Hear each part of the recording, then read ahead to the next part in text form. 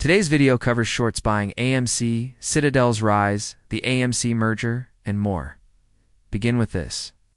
My generation remembers meme stocks and SLV baskets. Our vintage Wall Street Bets index photo shows the following. BBM, GME, Nokia, Silver, Doge, FTT. They would recognize this photo if they were here first.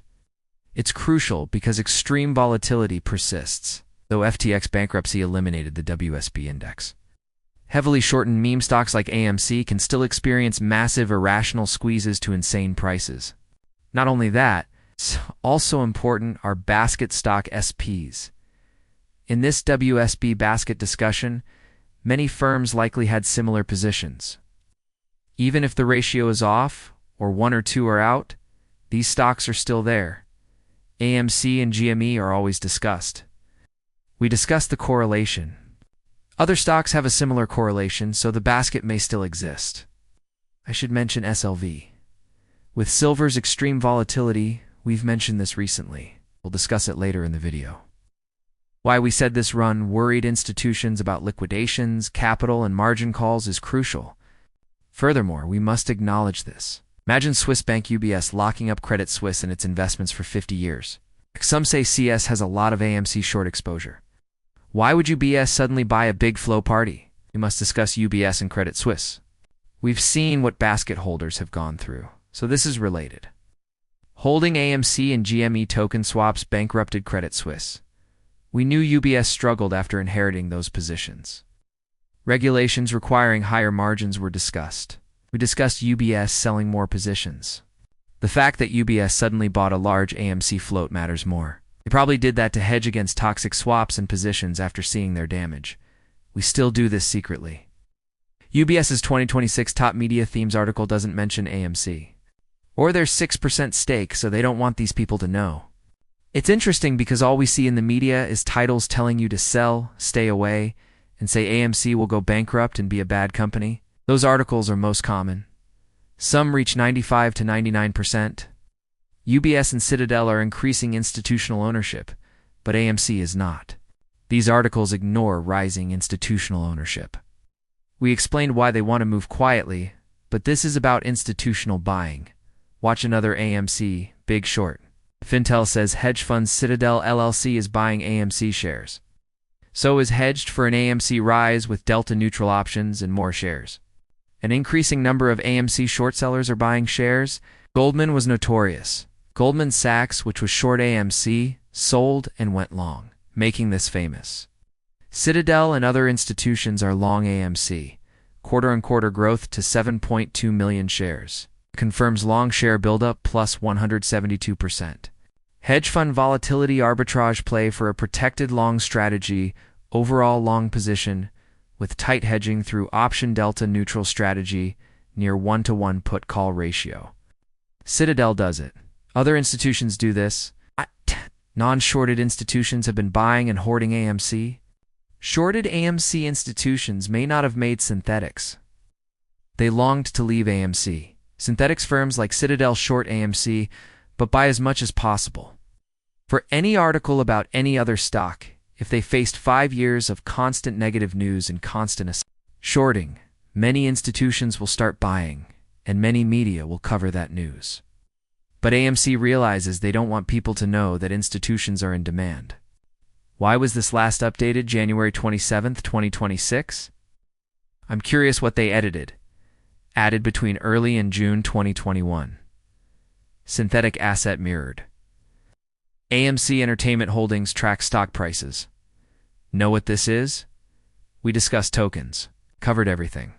By creating collateral-backed synthetic assets on a decentralized protocol, users can easily access global financial market exposure without centralized intermediaries, making it suspicious that it's still being edited.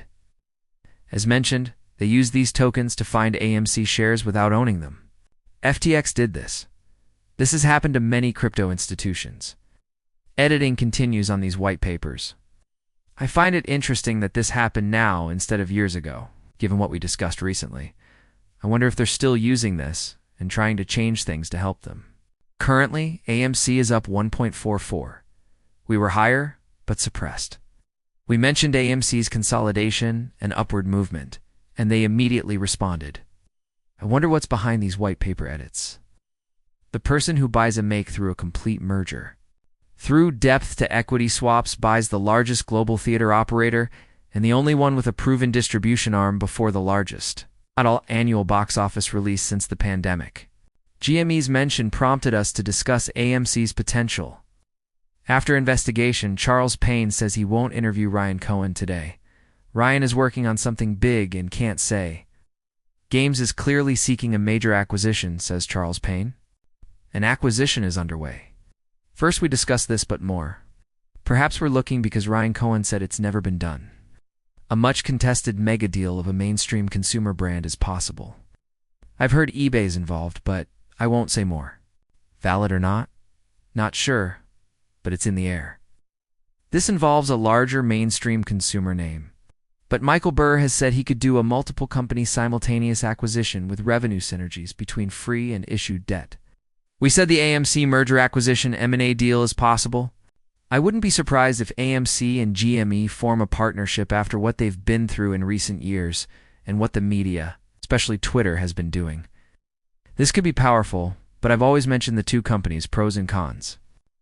Always have and always will say that AMC has a great operational structure and is doing well. They lack funds like GME. They lack GME's billions. Although GME has billions, their operations are inferior to AMC's. I mentioned how well they work together.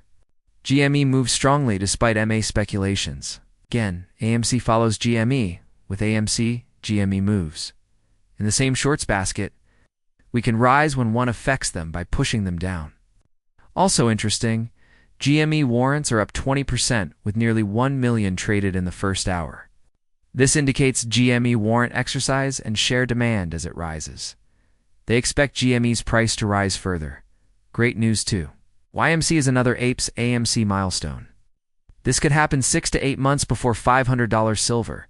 Expect huge HYMC gains. HIMCA share.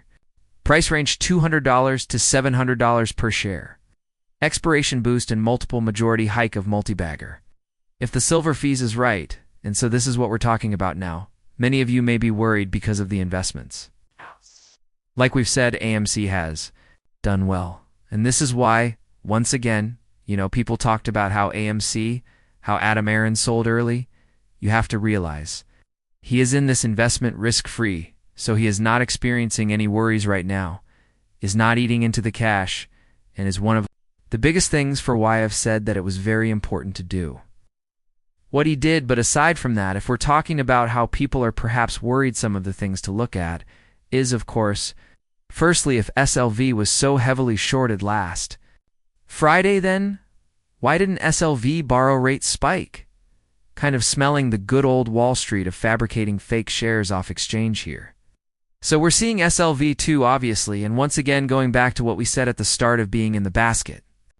And it's why I said there's relationships, is that we're also seeing that thing we're seeing. It's SLV being rehypocated, perhaps. We're seeing it being suppressed, and this is what we said the reason why this is happening is because if there are still baskets that exist out there where they are shorting AMC and SLV, it makes sense why they'll do this and why the price of silver and SLV is going up, which is hurting short sellers because, like the GME and AMC, when they're in the same basket, and one heavily shorted stock gains momentum, they have to put more resources to suppress it, which allows all the other shorted stocks to fall. They were punished for this, so we're not surprised. Institutions, not nature, are lowering silver prices, but volatility remains. Both gold and silver are recovering, thinking long-term again. Remember silver's crazy run. Pullback is likely. Is the thesis present? Demand and supply persist. Bloomberg calls the paper silver drum the abrupt end of a record rally. Our article doesn't question the growing paper physical disconnect or extreme paper sales compared to global mine output. As with supply and demand, it highlights the thesis. Silver peaked at LBMA price benchmark, and banks are still playing the same game. This is why I think silver prices will rise and am not worried about the short term. The stalled $100 billion open AI investment from NVIDIA is another concern. We mentioned the AI valuation bubble may burst. That could wipe out hundreds of billions or trillions in collateral. Shorts will panic. Again, no financial advisor. Stay skeptical, be diligent in research, and see you next time.